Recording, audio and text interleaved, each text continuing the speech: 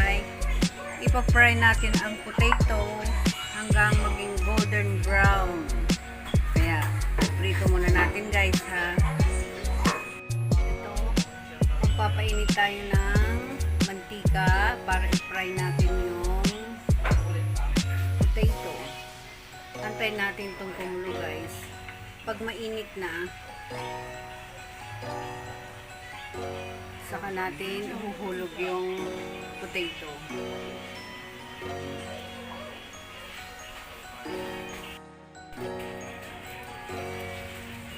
Ihuhulog natin yung patata.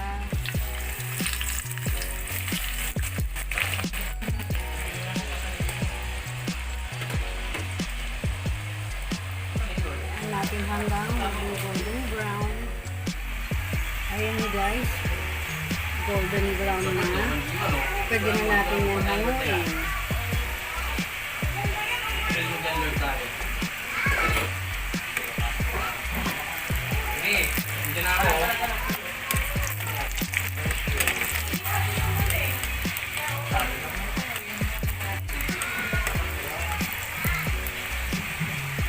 Hindi pa masyado yung isa. Konting oras pa. Yan, tapos na guys ang prito ko ng potato. Susunod naman natin dito sa yung chicken. Lulutuin na natin. Lalagyan natin ng oil. Konti lang na oil.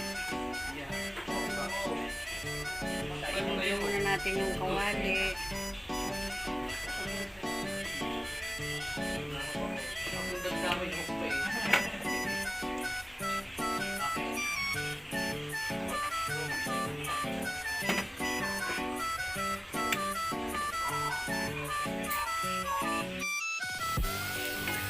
Ayan, golden brown na. Next is onion.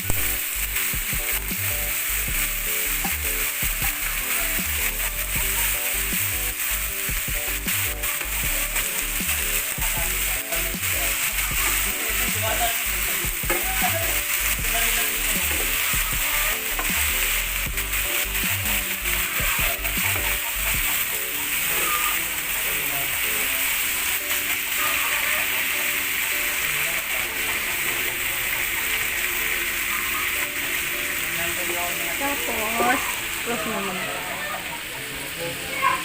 Tayo ng half cup ng yung pangalawang piga na tinatawag nila para mag-simmer doon sa chicken. Ayan. Hayaan natin siyang kumulo.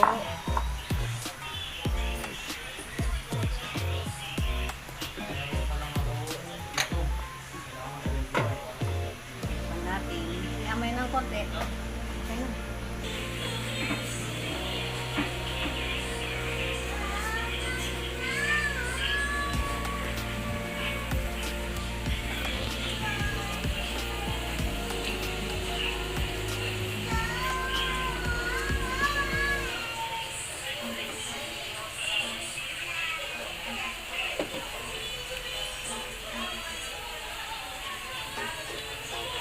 Lagyan natin ng seasoning.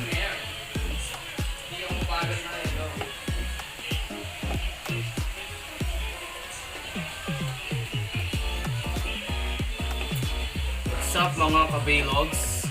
Ngayon, i-deep fry natin. Tapos na. Ngayon, susunugin lang natin ng konti yung sandok sa pagdudot lang ng manok. makikita nyo medyo nangingitim na yung sandok natin. So, ayan po. Maya-maya aahunin na natin sa dagat ang mga isda. Isda ba talaga to? Umuwi kasi yung mga anak ko, kaya nagluto ako dito. Yung mga anak ko makukulit sa tagal ng almost 7 months bago sila nakauwi. Eh, gusto nila doon, nag-request sila ng chicken caldereta.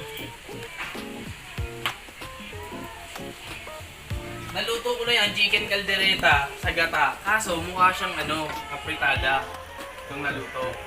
Tapos lasang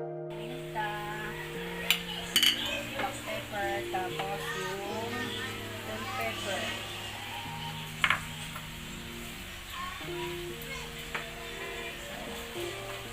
Tapos, lagay na natin yung potato.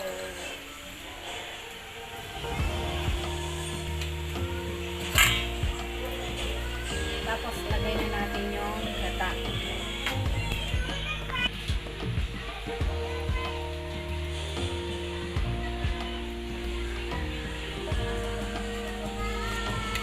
Ayan lang natin kumulo.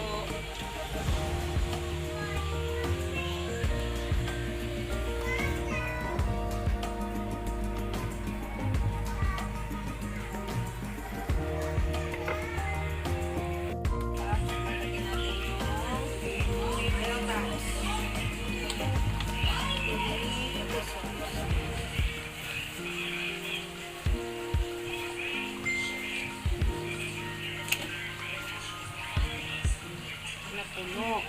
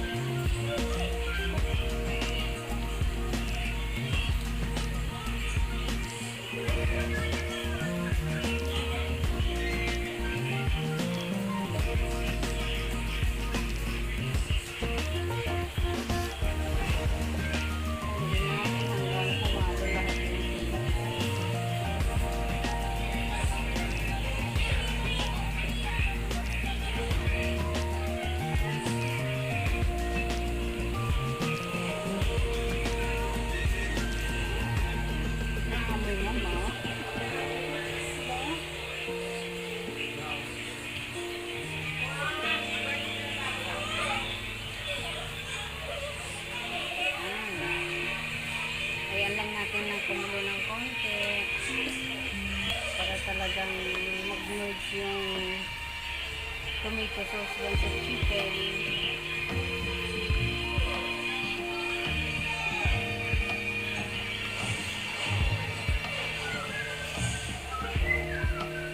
Pan natin yung saglit.